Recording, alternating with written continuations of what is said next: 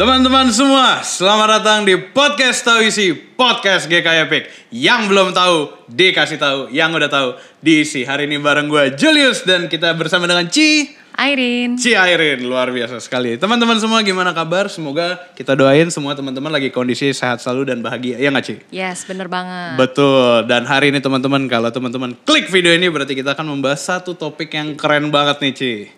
Keren banget. Wah, ini dia.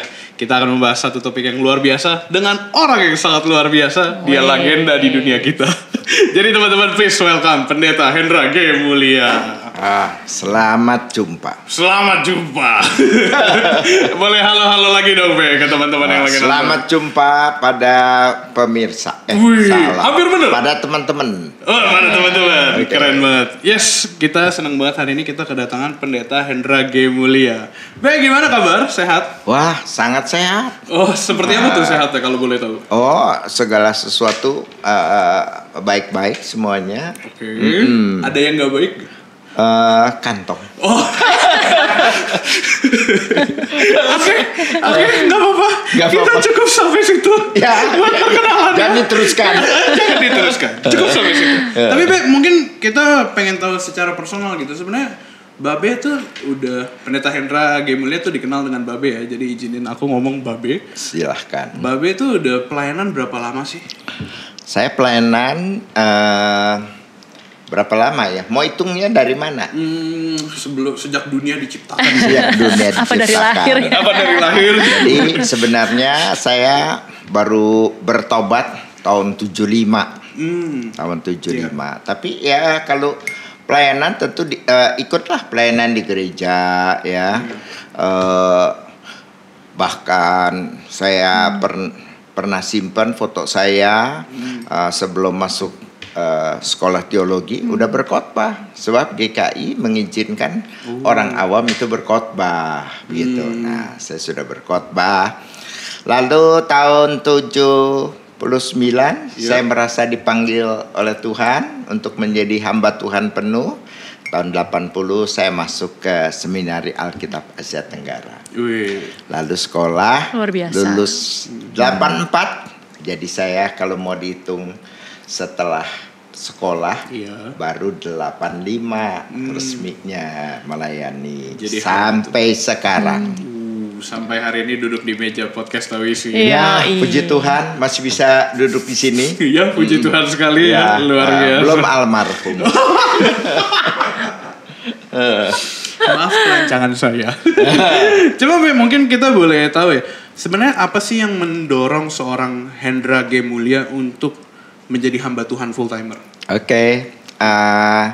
Saya pada waktu itu memimpin sebuah retreat untuk anak pemuda ya. Jangan-jangan zaman saya tuh Musa. Oh bisa jadi. Ya, bisa Kamu jadi. belum lahir. Oh, aku belum lahir ya. Tahun 78. Oh iya dulu, aduh Musa. Masih di langit gue. Lalu kemudian di dalam retreat itu ternyata mereka itu banyak yang bertobat ya. Oh, yang berantem pakai pisau gitu ya, mabok-mabok apa segala. Pada bertobat. Sekarang kalau Sabtu biasanya mereka cuma pakai gereja untuk kumpul-kumpul. Wah, sekarang mereka hari Sabtu genjreng-genjreng gitu kan.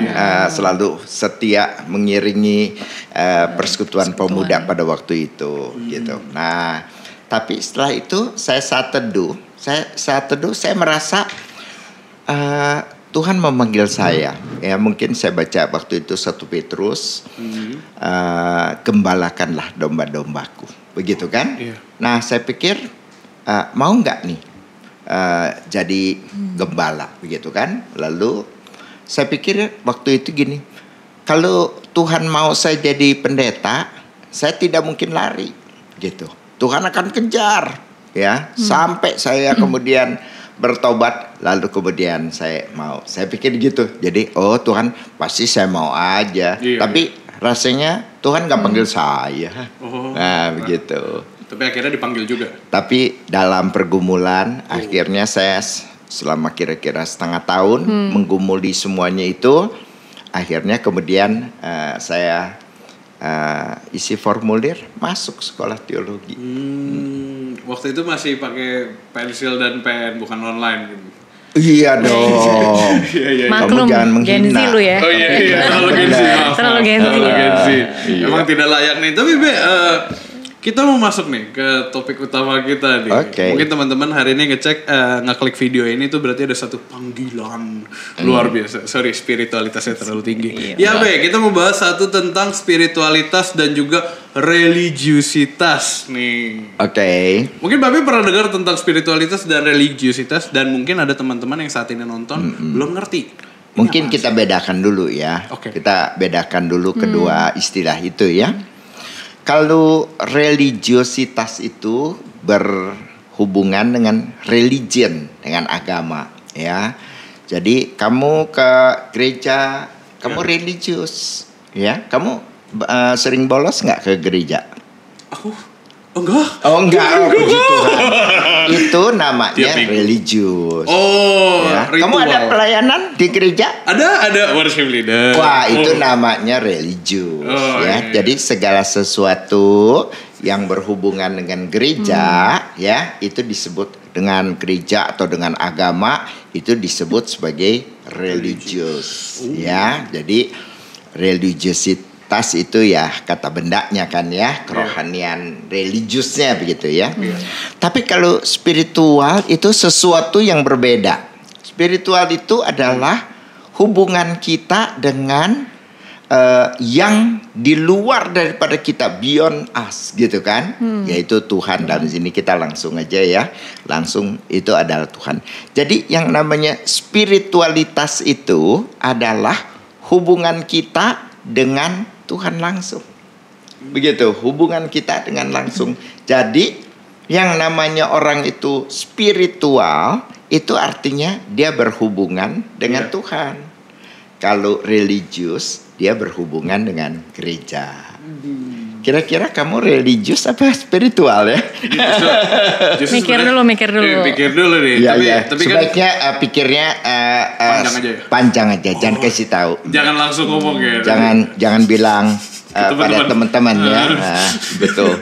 Tapi gue jadi kepikiran gitu. Ya. Berarti apakah orang yang ke gereja tuh nggak spiritual? Nah, baru gue mau nanya tuh. Iya, bener gak sih? Berarti ada 3 kategori nih. Nah, yang iya. religius tapi nggak ada spiritualitas, atau yang spiritualitas tapi nggak religius, atau punya keduanya. Iya, aduh, Ya itu kan? aja gue udah bingung. Bagus tuh. sekali, Keren banget tuh. bagus sekali ya. Otaknya pada jalan. Otaknya. Ketemu Gue musuh seneng langsung dipuji jalan nih. ya. Gue seneng nih dipuji. Thank you loh. Iya. Biasanya enggak ya juga. Biasanya nggak pernah dipuji gue. Canda-canda. Jadi betul ya. Seseorang yang religius ya belum tentu spiritual. Ya, sebab begini ya. Mungkin aja seseorang itu datang ke gereja ya, mungkin juga ikut pelayanan dan lain sebagainya, tapi dia sebenarnya tidak spiritual. Jadi saya punya anak ya, anak saya tentu punya anak dong. Iya, ya. benar. Jadi lalu kemudian dia katekisasi ya, katekisasi, terus tidak mau disidik. Tidak mau disidik ya, gitu. baptis waktu kecil ya, iya, waktu betul. kecil. Terus kalau besar kan disidik toh, pengakuan percaya, confirmation of faith gitu ya. Lalu kemudian saya ngomong sama dia, kamu punya kesulitan ini nggak ya, intelektual? Kalau kamu punya kesulitan intelektual, saya nanti berusaha jawab ya. Lalu dia jawab saya udah tahu Opa, dia panggil saya Opa kan, Opa. karena kamu jangan panggil Opa, gue tua banget. Ini bercandaan bagus. Jangan, ya. Nah, sebab papanya kan anak saya, jadi dia panggil Opa kan, gitu. Ya, saya tuh semua tahu toh tentang kekristenan. Saya dari kecil saya sekolah minggu. Belum cukup sekolah minggu, saya disekolahin di ada tambahan pelajaran tuh dari dari domba Kristus, Iya. ya dari domba Kristus itu yang memberikan pelajaran kayak sekolah minggu gitu ya, tapi mungkin lebih mendalam, gitu kan? Iya. Dan menghendaki papa, mama daripada anak itu harus KTB, itu bagus sekali Oh, sih, iya. ya. Nah, saya tahu, saya sekolah minggu. Kurang sekolah minggu ditambah domba Kristus, begitu kan? Saya setiap minggu pasti mesti ke gereja oleh papa mama, begitu ya. Sampai sekarang SMA 2 tuh barangkali dia, ya. Tapi saya tidak bisa seperti papa mama. Nah, saya bisa melihat dia pergi ke gereja, ditanyain doktrin tahu. Mungkin dia lebih pintar loh dari kamu. Oh iya, betul sekali. Itu saya setuju, tidak akan berdebat. Karena dia baru katekisasi. Iya. Kamu udah lupa. Baru belajar. Ya, kamu udah lupa. Bukan udah lama, udah lupa. Bener. Udah lupa, gitu kan? Nah, Tapi kan katekisasi merit kan? Oh, beda. Ulang lagi kan lo? nah, itu dia belum. Dia belum. Itu dia belum. Itu pintaran kamu. Oke. Saya jadi lupa sering ngomong apa. Jadi dia katekisasi. Jadi kita melihat anak itu betul-betul menunjukkan dia sebenarnya apa-apa yang berhubungan dengan gereja, dia tahu, doktrin tahu, pergi ke gereja pergi. Tapi imannya itu adalah yang saya sebutkan sebagai parents faith. Bukan iman dia. Orang tua yang paksa dia harus ke gereja, jadi dia ke gereja. Nah, mungkin orang banyak yang ke gereja ya, tapi sebenarnya dari orang tua suruh, ya suruh dia datang, dia kepaksa, lalu kemudian memang ada teman-teman di gereja, dia senang main ke gereja apa dan sebagainya. Nah, tapi belum tentu dia spiritual, ya dia religius, tapi tidak spiritual, gitu ya. Belakangan dia ikut retreat. Sedikit ini ya, sedikit iklan buat saat youth camp. Dia pergi ke sana, dia bertobat. Wah, di situ kita lihat dia menjadi spiritual. Nah, jadi dia bisa mula-mula religius tapi tidak spiritual. Tapi setelah dia bertobat di sana, saya pergi pagi-pagi aja ya. Saya aja belum baca Alkitab. Dia udah baca Alkitab loh di luar sendirian. Begitu. Keren sekali. Begitu ya. Berdoa apa dan sebagainya. Jadi menjadi spiritual. Dia religius. Tapi kemudian menjadi spiritual. Orang spiritual tidak mungkin dia tidak ke gereja. Tidak mungkin dia kecuali dia kecemplung di satu pulau gitu yang gak ada penghuni gitu ya. Tapi ada gereja gitu. Oh bukan. Gak ada gerejanya gereja justru. tua lah gitu. Iya, gereja tua gitu. Bekas peninggalan dia kecemplung di situ gitu ya. Tapi umumnya tentu orang spiritual akan ke gereja pasti. Gitu ya. Jadi dua macam aja ya. Dua macam. Jadi orang religius belum tentu spiritual. Tapi orang spiritual pasti religius, pasti dia ke gereja, pasti dia kalau bisa pelayanan dong, gitu ya, benar. dan sebagainya, begitu. Jadi mungkin pesan buat kita semua, jangan lupa ikut saat youth camp. Yang berubah, yang masih muda, beda. Tapi tadi teman yang Babe ceritain kita udah undang, mungkin boleh kita undang masuk kali ya. Nggak bercanda, beneran kaget soalnya Babe ya. Iya, tapi aku suka deh. Penggambaran singkat padat jelas yang barusan Babe udah tunjukin gitu tentang religius dan spiritual. Cuma kalau aku boleh ngomong, berarti kalau religius doang gitu, ini pesan juga nih buat ke kita semua ya. Orang-orang yang datang ke gereja doang itu berarti nggak tepat gitu ya. Betul. Nggak benar. Harus disertai dengan hubungan pribadi dengan Tuhan. Betul sekali. Sebab itulah makanya ada orang-orang yang barangkali tidak berhubungan dengan Tuhan, tapi di gereja. Nah, di dalam Alkitab itu banyak jadinya orang ya yang sebenarnya cuman mencari keuntungan ya. Bahkan misalnya ada yang menyebarkan berita Injil katanya, tapi Injil. Itunya sebenarnya duit sebenarnya gitu kan. Banyak kan contoh-contoh yang Paulus ngomel-ngomel gara-gara mereka itu gitu ya. Jadi Kalau zaman sekarang ada nggak, Be? Yang beritain Injil cuma buat duit? yang merasa pasti pasti ada gitu. Kalau ada yang merasa, kalau nggak ada yang merasa ya artinya nggak ada. Oke. Tergantung, ada yang merasa nggak? Tergantung. Betul ya. Kita udah ngomong cukup lama nih, sebenarnya penting gak sih Be buat ngomongin soal religius sama spirituality ini? Tentu menurut saya itu suatu hal yang sangat penting sekali ya. Yang baru sebenarnya disadari dengan adanya postmodern ya, dengan adanya postmodern. Ya. Jadi sebenarnya gereja selama ini belum pernah memperhatikan mengenai spiritualitas ini. Maka saya datang ke GKI PIK ini. Luar biasa. Sangat kagum sekali melihat isi daripada perpustakaan ini. Ya, memang belum banyak. Ya, belum banyak begitu. Tapi udah ada pengkhususan spirituality, discipleship. Menurut saya dua hal yang sangat penting sekali dalam gereja. Tapi kalau kamu perhatikan gereja-gereja, ada nggak yang begini? Loh, saya baru ketemu ini loh. Dikhususkan di dalam perpustakaan ada bagian spirituality. Saya pun tercengang. Ketahuan nggak pernah ke perpustakaan.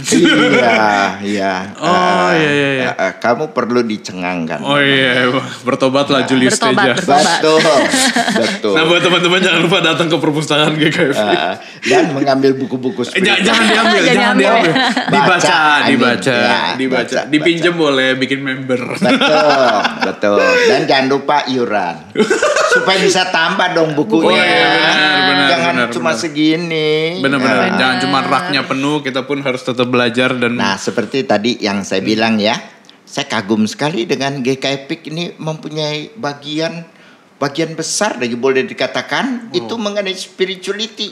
Sedangkan gereja-gereja itu tidak memperhatikan mengenai spiritualitas, ya. Nah, kenapa gereja-gereja tidak perhatikan mengenai spiritualitas, ya? Itu kita lihat ada backgroundnya, ya. Jadi kita ini sebenarnya beralih dari zaman modern ke zaman postmodern. Ya, orang-orang seringkali ngomong postmodern, tapi mereka tidak ngerti apa itu postmodern gitu, ya. Tapi secara sederhana kita melihat ini, modern itu mementingkan rasio, begitu kan? Yeah. Pada waktu dia mementingkan rasio itu, lalu dia cuma melihat segala sesuatu yang bisa ditangkap rasio itu yang real. Tapi Tuhan bagi mereka tidak real, tidak bisa dilihat, tidak bisa didengar. Kamu pernah dengar suara Tuhan? Belum. Ya. Bingung jawabnya, takut.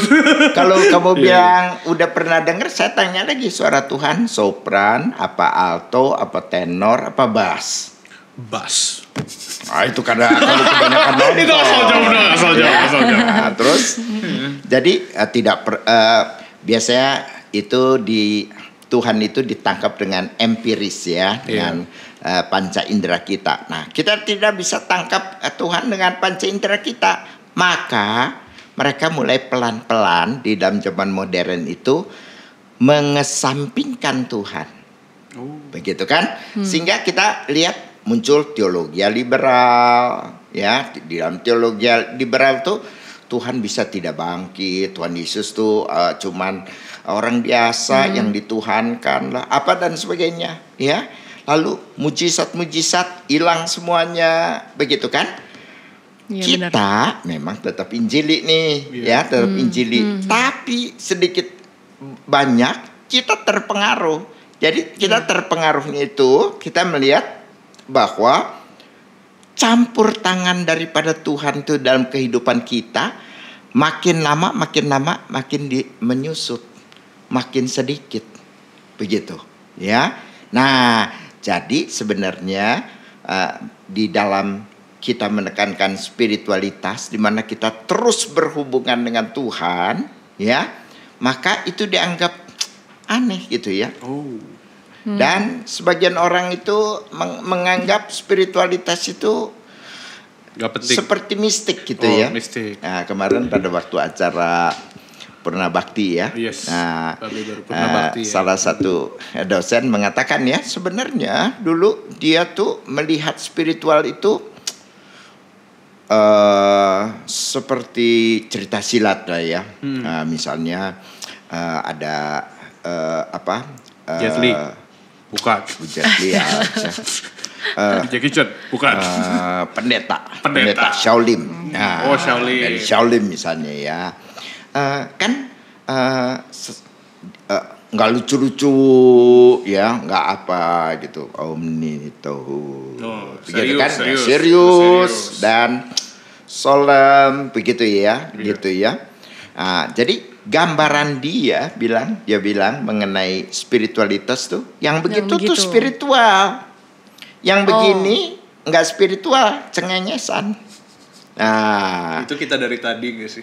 Nah, dia baru, tapi setelah dia belajar mengenai spiritualitas, dia melihat ya, yang namanya spiritual, emangnya kalau kita cengengesan, kita tidak spiritual. Salah. Emang spiritual yang diam-diam, serius terus. Kalau kita ketawa-ketawa terus gitu kan? ini sekuler nih. Oh tidak. Spiritualitas tidak ditentukan dengan itu kan? Dengan dagelan lah, dengan tidak formal lah, dengan itu apa ya? Tidak begitu. Yang penting adalah hubungan kamu dengan Tuhan. Kamu orangnya pendiam, ya agak solemn, begitu ya. Kamu orangnya gembira, ya kalau disuruh diam malah aneh loh. Mungkin sakit gigi. Begitu sebenarnya gitu kan. Bisa. Jadi bukan spiritual begitu kan. Nah, jadi spiritual tidak dikaitkan dengan sebenarnya ya kita ini lebih formal atau lebih tidak formal begitu jadinya. Yang penting hubungan pribadi dengan Tuhan. Amin. Haleluya. Hubungan seseorang dengan Tuhan ya. Seberapa intensnya, seberapa dalamnya hubungan dia dengan Tuhan. Gitu. Ih, keren banget. Gimana? Kamu mau bertobat? Ketahuan dong dari tadi gak tobat. Speechless nih. Enggak. Penjelasan barusan. Kan sudah dibilang kalau kita ketawa-ketawa bukan artinya kita tidak spiritual ya. Iya benar. Ketawa-tawa ya emang. Makanya mesti jadi hostnya tahu isi. Mesti jadi hostnya tahu isi. Betul. Luar biasa. Kalau kamu diam-diam tahu isi tidak begitu laku. Nah, kamu mesti begini baru laku. Betul. Mari kita berdoa semoga yang nonton pun merasa ikut demikian. Ketawa ya. Ikut ketawa. Tapi spiritual. Gimana Cairin lucu gak tuh? Ikut ketawa tapi spiritual ya. Gitu. Mungkin kalau dari Cairin mungkin ada sesuatu nggak yang kira-kira dari tadi keblibet gitu, keselip aja. Sebenarnya dari tadi aku ngerasa ada banyak yang bisa dieksplor gitu. Cuma knowledge spiritual hubungan aku dengan Tuhan seperti agak terbatas. Harus belajar lebih banyak nih. Besok lo mesti baca buku Jul kesini. Mesti. Sehari 1 buku lah lo. Betul dia. Iya. Penghuni perpus kan? Penghuni perpus. Ngomong-ngomong kamu udah anggota belum? Udah. Udah. Ada 2 kartu. Oh itu cuma bikin kartu tapi nggak pernah baca ya? Biar penuhin dompet aja. Oh begitu. Kartu banyak ya. Kartu anggota, kartu perpus. KTP ya itu. Duitnya nggak ada. 1 cuman kartu kredit ya. Itu pun saldonya habis. Bisa ada ya. Gimana Ci? Coba ya. Nah Musa kan tadi kalau tadi kan dari awal membedakan antara spirituality sama religius nih. Nah, tapi gimana caranya kita bisa keep on our spirituality gitu ya? Ya. Bagaimana tuh caranya? Sangat mudah, yaitu kalau spiritual kan hubungan kita dengan Tuhan. Ya, hubungan kita dengan Tuhan ya, kita maintain hubungan kita dengan Tuhan. Begitu, ya. Kita punya hubungan ini kita jaga terus. Nah, biasanya kalau kita sibuk-sibuk, itu begitu sudah ya. pasti itu sibuk kita semua. Kita semua sibuk, kita lupa loh. Begitu, kita lupa. Pendeta juga bisa lupa loh. Iya benar sih, ngaku lo Jul. Karena kita masih orang. Kita ngaku. Saya belum jadi malaikat. Bentar lagi. Maksudnya apa? Itu dalam. Itu dalam ya. Jadi saya jadi lupa mau ngomong apa. Karena saya udah mau terbang.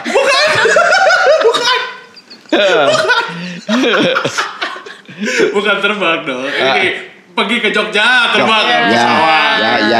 Ke Malang. Oh. Saya lagi bicara apa ya? Saya lupa. Tentang bagaimana kita menjaga spiritualitas betul. kita. Nah, jadi yang kita lakukan adalah berhubungan. Kita lagi sibuk, kita lupa, ya begitu kan? Ya, kita terutama kalau lagi susah, ya Tuhan itu baru kita perlukan, ya. Seorang filosofer dan sosiolog juga, ya. Dia menekankan kita itu berada di dalam keadaan immanent frame. Immanent frame itu maksudnya kerangka imanen. Kerangka imanen itu maksudnya yang imanen itu lawannya transenden kan? Transenden yang di atas, yang tidak kelihatan. Yang imanen semua yang duniawi yang kelihatan. Nah, kita ini sehari-hari terbiasa dengan urusan imanen kita. Wah, di kantor lah kita begini-begini, urusan kita begini-begini, lalu itu Tuhan lupa.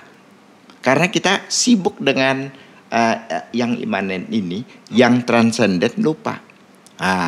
Nanti kita baru ketemu, misalnya kita salah lupa masukin item, kena disamperin tukang pajak, ya. Lalu kemudian terus dikasih surat cinta terus menerus, ya. Mau di udak-udak lah begitu, ya. Apa segala gitu. Wah, bikin kita pusing. Baru ingat Tuhan kita. Sebab kita perlu Dia, ya, untuk menyadarkan tukang pajak yang terus memberikan kita surat cinta. Iya, betul ya, tukang pajak yang suka memberikan kita surat cinta. Entah siapa dia. Saya juga tidak tahu. Mungkin dia utusan Tuhan. Bukan. Oh, bukan. Bukan juga ya, walaupun itu surat cinta. Abis ini kita langsung podcast aku deh, Musa deh. Kita undang deh. Bukan gitu. Coba tadi Musa sempat ngomong, tadi pendeta Hendra sempat ngomong sesuatu yang menarik. Kita yang terlalu sibuk dengan dunia. Nah, itu benar. Bertobatlah kita semua yang sibuk dengan dunia dan juga pendeta-pendeta yang sibuk. Nggak ya, cuma maksud aku adalah terlalu sibuk dengan dunia. Bukannya justru fokus kita harusnya ke sana gitu, Be. Kan kita banyak ya teman-teman. Iya, maksudnya kayak kerjaan. Banyak teman-teman yang saat ini fokus dengan kerjaan, studi mereka, usaha mereka. Semua kan sesuatu yang benar-benar kita perlu untuk kembangin gitu di dalam hidup kita sendiri. Bukannya udah nggak ada lagi tempat buat spirituality dan religiositas gitu. Ini apaan sih? Yaudah yang penting gue ke gereja gitu, gue doa setiap malam. Nah, itu religius. Oh, itu religius. Nah, iya itu kayak gitu. Nah, sebenarnya kita sebagai orang yang berhubungan dengan Tuhan, ya, merasakan perlu sama Tuhan begitu, ya. Sebenarnya menurut saya Paulus memberikan satu gambaran, ya, gambaran kita sama Tuhan itu dalam gambaran orang katakanlah pacaran, begitu kan, ya. Kita kalau pacaran kita nih kita tuh orang sibuk nih, wah ini. Tapi nanti kita misalnya makan siang sempet tuh seenggaknya 3 menit telepon. Saya gimana? Udah makan nggak? Baru makan tahu isi. Itu misalnya kan kepengen kita, ya, meskipun dalam kesibukan kita tetap kepengen ngomong. Gitu. Nah, sebenarnya kita sama Tuhan, kalau kita spiritual, kita dekat sama Tuhan, kita seperti berteman dengan Tuhan. Nah, kita selalu telepon dong kepada Tuhan. Itu artinya kita bisa berdoa sama Tuhan. Doa yang gak usah merem begini selalu begitu kan. Bisa ngomong kan sama Tuhan misalnya gitu, ya. Bisa berterima kasih, bisa tadi ketemu bos lalu percakapan baik, ketemu klien ini akhirnya kemudian berhasil, misalnya apa segala, kita bisa dong bersyukur gitu, ya. Tetap ingat Tuhan. Nah, seperti kita ingat pacar kita. Nah, ngomong-ngomong relevan juga nih, ya. Iya, benar juga. Sepanjang lu masih ingat itu pacar, itu seperti kita itu berhubungan dengan Tuhan. Kabarin. Kabarin, cek. Ya, nggak usah formal kan? Ya, nggak usah formal. Kita langsung ngomong, begitu kan? Nah, hubungan kita sebenarnya digambarkan oleh Paulus seperti itu. Dan menurut saya itu gambaran yang paling bagus lah, gitu ya. Kalau orang pacaran itu kan, wah deket sekali, apa sekali, gitu kan? Dan kepengen sekali, ya, gitu kan? Bukannya kamu disuruh datang tiap minggu, kepengen datang kamu, begitu. Oh. Nggak ngalamin. Ngalamin. Soal Babi lagi bercanda soal pacaran nih. Bener. Aku ketemu perbedaannya. Bukan soal disuruh ke gereja atau terpaksa Betul atau karena sekali. ada acara dan sebagainya. Betul sekali. Tapi karena emang kita sejak awal mau. Betul. Kalau misalkan nggak mau, Kerinduan lah ya, punya kerinduan. punya Betul. kerinduan. Tapi kalau misalkan nggak mau gimana, Be? Itu religius. Oh, gitu. Ke gereja. KTP aja, KTP. Betul. Jadi kalau dia meninggal, mohon maaf ya, KTP-nya pergi surga, orangnya pergi neraka. Waduh. Nah, berat.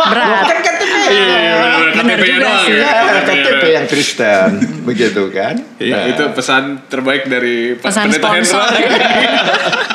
Gue takut deh kalau misalkan Pendeta Hendra udah mulai jokes tentang pergi ke surga tuh, gue udah mulai red alert deh kayak. Aduh. Mau bercandaan kemana nih Pendeta Hendra nih, bahaya sekali nih gitu. Lucu deh. Oke, thank you loh penjelasannya. Kita mau nanya nih buat teman-teman yang lagi nonton. Pertanyaannya gimana caranya? Kebetulan di sini ada 3 pria perkasa yang sedang duduk di sebelah sana. Nah, kita buka open question. Mungkin mereka ada pertanyaan gitu. Cengok, kaget. Tanya langsung begini. Iya, pertanyaan langsung Live begini. nih, Nanti live aku coba questions. ngomong nih. Jadi teman-teman konteksnya kita lagi ada penonton nih. Nanya deh, Musa. Nah, Saya keren juga nih. sering dengar dari muda gitu ya, ngomong Musa.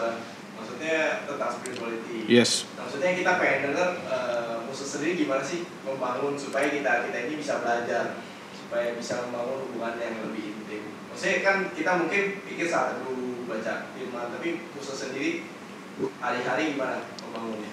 Oke, keren banget. Aku rangkum buat teman-teman nih. Ya. Buat teman-teman yang lagi nonton. Oke. Jadi ada pertanyaan titipan Roh Kudus. Pertanyaan dari teman-teman kita.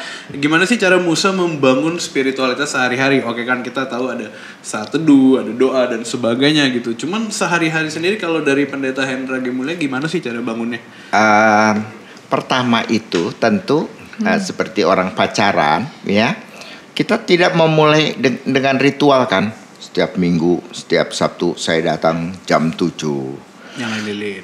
Pulang jam berapa lo? Jam 10. Oke, jam 10 ya. Pergi jam 7, pulang jam 10. Ajak makan nggak?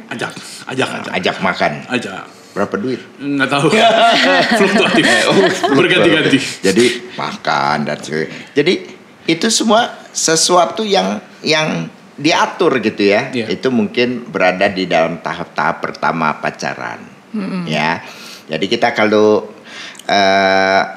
maintain kita punya spiritualitas ini ya, kita cari-cari nih. Ya, jadi memang kita berdoa, kita baca firman. Tapi orang yang spiritual itu ya, baca firman aja itu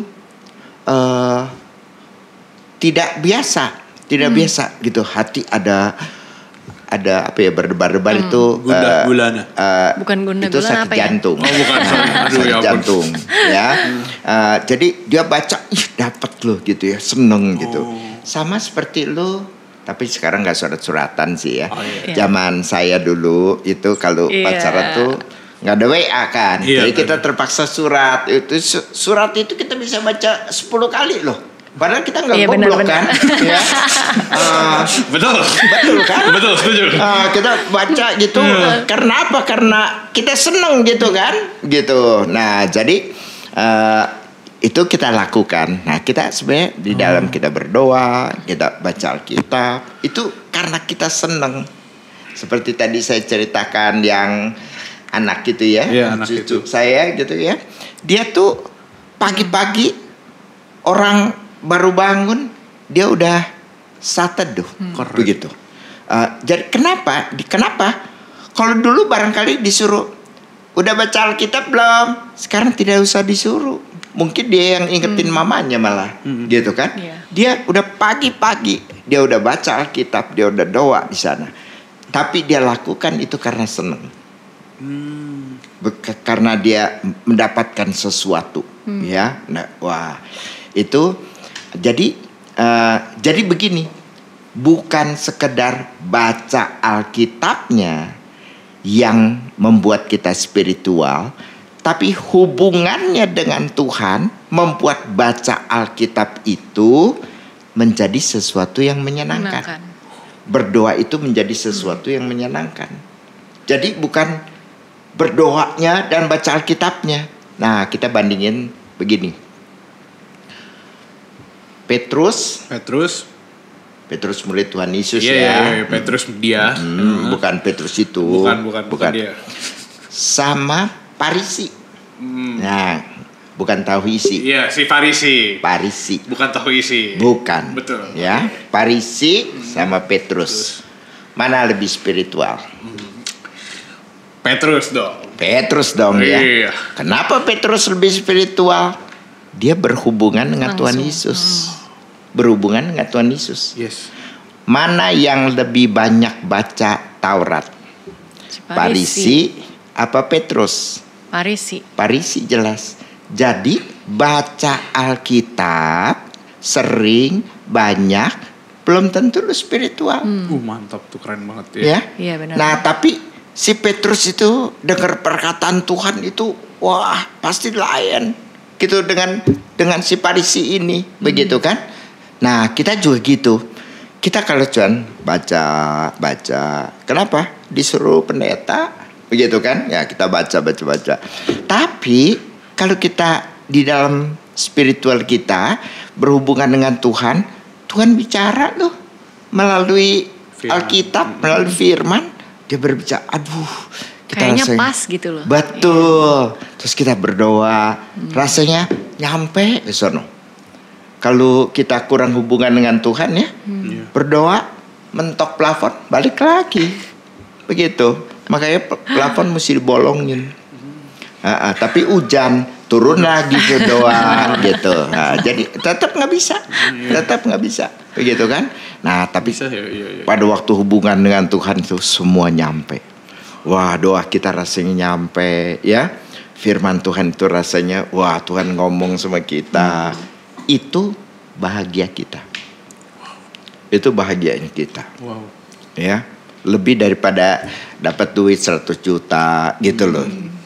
Walaupun pengen juga sih dapat duit 100 juta. Perlu juga. Yang mau dapat duit 100 juta perlu juga. Mari kita berdoa bersama ya. Selain bangun hubungan pribadi sama Tuhan kan juga doa. Dia berdoanya cuma buat 100 juta. Bukan dong. Kayaknya Tuhan nggak denger. Tuhan nggak denger. Bahaya banget itu. Udah nembus plafon, jatuh lagi gitu ya. Karena permintaan jelas tidak spiritual. Tuhan, aku ingin lebih dekat denganmu. Tapi aku butuh 100 juta. Itu kayaknya ujungnya lebih bermotivasi ya. Aduh, bahaya banget. Mungkin kita udah ngobrol cukup lama nih. Mungkin teman-teman yang lagi nonton sampai tahap ini tuh pasti udah dapet banyak banget. Cuman pertanyaan aku adalah saat ini, ada satu pertanyaan dari teman kita yang ada di sebelah sana. Silakan. Dalam konteks berkelompok nih, berkelompok kecil, sama-sama ikut pemuritan nih, gimana membangun spiritualitas bersama kelompok gitu. Jadi bukan cuma personal tapi mungkin Pak Hendra bisa kasih beberapa contoh ide-ide begitu yang bisa dilakukan oleh kelompok kecil. Oke, thank you. Itu pertanyaannya keren banget. Bagus banget. Iya, jadi dalam situasi bergereja ya, kita tahu kan kalau kita tarik ke arah tadi pembicaraan tadi itu ada religius, tapi kan di dalam gereja ada banyak orang gitu. Ada satu komunitas, ada kelompok-kelompok kecil. Nah, gimana cara kita tarik konteks spiritualitas ke dalam orang-orang itu gitu, ke dalam kelompok ini gitu? Ya, satu hal adalah teladan sebenarnya. Benar juga sih. Jadi kalau kita perhatikan, misalnya Tuhan Yesus pakai kelompok kecil, ya. Jadi kita jangan malu-malu pakai kelompok kecil ya sebagai program, karena Tuhan Yesus demikian, ya. nggak bangun gereja gede dia, gitu ya. Tapi kecil-kecil, ya. Memang di dalam komunitas 12 orang ini, begitu, dia ada di situ, ya. Dan waktu itu dia nggak bikin kelas, ya. Murid-murid, kita setiap Rebo jam 7 ya, kita kumpul ya, kayak gitu. Ada tahu isi kok, gitu kan. Ada 50, ya benar. Ya, nggak begitu. Tapi dia bersama-sama dengan murid-muridnya. Nah, kita nggak bisa mengulang bersamanya seperti Tuhan Yesus, tapi menurut saya kebersamaan itu adalah kita melakukan segala sesuatu bersama-sama, ya. Jadi anak-anak saya tuh misalnya kan murid ikut domba Kristus, tapi orang tua harus KTB. Mereka KTB itu ya bisa 15 tahun sudah KTB-nya. Jadi dari anak masih kecil sampai anak udah universitas gitu ya, mereka udah KTB begitu ya. Nah, bagaimana? Nah, menurut saya ada sesuatu yang kita bisa tularkan itu dengan kebiasaan kita begitu ya. Jadi misalnya ya, kita sharing, kita berdoa misalnya, kita bisa nangis pada waktu kita berdoa misalnya. Nanti teman tuh merasa kok dia nangis-nangis ya doa gitu ya, kayak Pentakosta aja kayak gitu kan ya. Betul. Kalau aku kok malah cengengesan doa, mungkin aku doanya kurang ini kali ya, misalnya gitu ya. Nah, menurut saya keteladanan dan sharing ya. Kenapa demikian? Jangan diam aja ya, sharing kepada teman apa yang kita alami, apa dan sebagainya. Itu membuat kelompok itu menjadi hidup, menjadi lebih bisa lebih rohani begitu kan ya, dengan menularkannya begitu ya. Apa yang kita alami itu ya gitu, seperti itu. Men-sharingkan kehidupan. Betul. Pergumulan. Tidak sangka kamu sangat spiritual. Terima kasih banyak. Bangun lo langsung dari Pendeta Hendra, teman-teman. Saya merasa terberkati hari ini. Amin. Kalau teman-teman merasa terberkati, silahkan drop kolom like. Satu pertanyaan terakhir mungkin dari penonton kita, luar biasa. Kan tema kegalauan mental health ini kan katanya menjadi topik yang sering dinaikkan ya, terutama di generasi muda, Pak Hendra. Kira-kira apakah ini memang baru mulai banyak sekarang atau dari dulu ada, atau apa nih kira-kira, dan gimana penanggulangannya buat generasi muda yang katanya sering mental health itu? Mental health. Oke. Ini pertanyaan untuk generasi gue nih. Keren. Religiusitas dan spiritualitas itu kan sering dibahas di kalangan Gen Z dan millennials. Tapi gimana? Tapi kan bukannya religiusitas dan spiritualis seakan-akan tidak relevan ya, atau nggak relate gitu? Gimana sih caranya? Ya, justru saya merasa begini ya. Kita melihat begini. Tadi seperti saya bilang, kita ini hidup di dalam kerangka imanen. Ya, kerangka imanen. Jadi kita hanya berpikir segala sesuatu yang ada di dalam dunia ini. Duit, kerjaan, rumah tangga, mobil mogok, semua urusan dunia nih. Dan kita hanya berada di dalam kerangka imanen. Gereja bicara misalnya mau retreat, terus kita pakai kaos, mau bikin kaosnya warna apa, terus ribut dah. Ada yang mau biru, kalau dibilang kayak Demokrat. Hijau, wah ini P3 nih katanya. Ya merah, ini pengikut PDI nih gitu kan. Nah, jadi rame dah ya, begitu kan ya. Nah, kita bahkan di gereja bisa aja kita itu ada di dalam kerangka imanen, begitu kan. Hanya ini. Tapi kata Charles Taylor ini, kita hidup di dalam imanen itu akan menimbulkan cross pressure. Cross pressure ini bukannya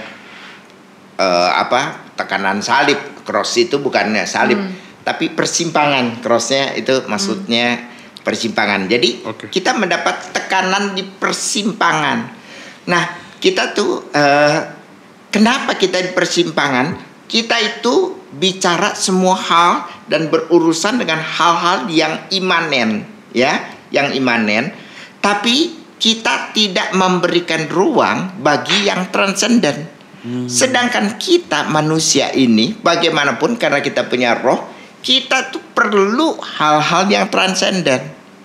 Nah, inilah yang menimbulkan apa yang namanya cross pressure, yaitu di satu pihak kita cuman urusan dunia, tapi kita sebagai makhluk yang punya roh, begitu kan, bukan binatang, kita punya dimensi transenden yang ke atas ini. Tapi dimensi ini tidak ada karena kita hidup dalam kerangkanya, kerangka imanen. Nah, itulah timbulnya cross pressure, ya. Nah, itulah cross pressure inilah menurut saya menjadi asal mula daripada mental health.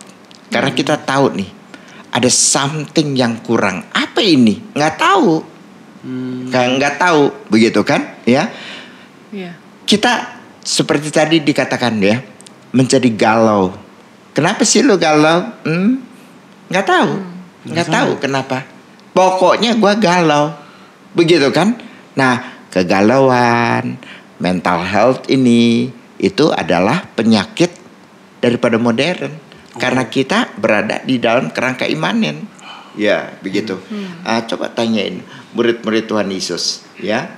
Nanti kalau ketemu tanyain, Petrus suka galau nggak? Apa agak schizofren sedikit gitu kan? Gitu misalnya ya. Boleh ditanya itu, ya.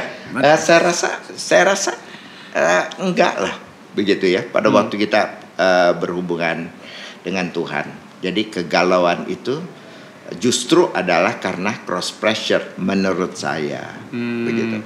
Satu cross pressure ya. Jadi keinget satu tokoh. Boleh dong ngomong satu tokoh juga nih. Biar keren juga kayak Babe. Boleh. Blaise Pascal. Pernah ngomong. Dan mungkin hanya ini yang semua orang Kristen tahu. Ada kekosongan di dalam hidup manusia yang hanya bisa diisi oleh Tuhan. Amin. Mungkin gitu kali ya. Ya, betul sekali. Amin gitu ya. Mungkin kurang lebih kayak gitu. Kita udah ngomong cukup lama banget nih. Iya, kelamaan kayaknya. Iya, oke, gak apa-apa. Bisa jadi 2 episode. Atau nggak 1. Tapi yang penting teman-teman nonton sampai habis. Amin. Ini satu terakhir, mungkin ada satu pesan terakhir dari seorang pendeta Hendra buat teman-teman yang saat ini bergumul gitu, terjebak di dalam religiusitas, terjebak di dalam hanya rutinitas beribadah, rutinitas ke gereja, tapi tidak pernah mengalami Tuhan secara personal. Mungkin ada satu pesan terakhir. Jadi pesan saya adalah tentu sebagai orang Kristen kita perlu untuk betul-betul menjadi spiritual. Spiritual bukan hanya salah satu program dalam gereja menjadikan jemaat spiritual. Bukan salah satu program, tapi menjadi sebuah kewajiban bagi semua orang Kristen bahwa dia betul-betul mempunyai hubungan yang baik dengan Tuhan. Sehingga betul-betul mereka bukan sekedar dilihat religius, tapi mereka juga selalu dilihat spiritual. Artinya mereka mempunyai hubungan yang benar, yang baik dengan Tuhan. Itu aja. Wow, keren banget. Terima kasih Pendeta Hendra G. Mulya untuk hari ini.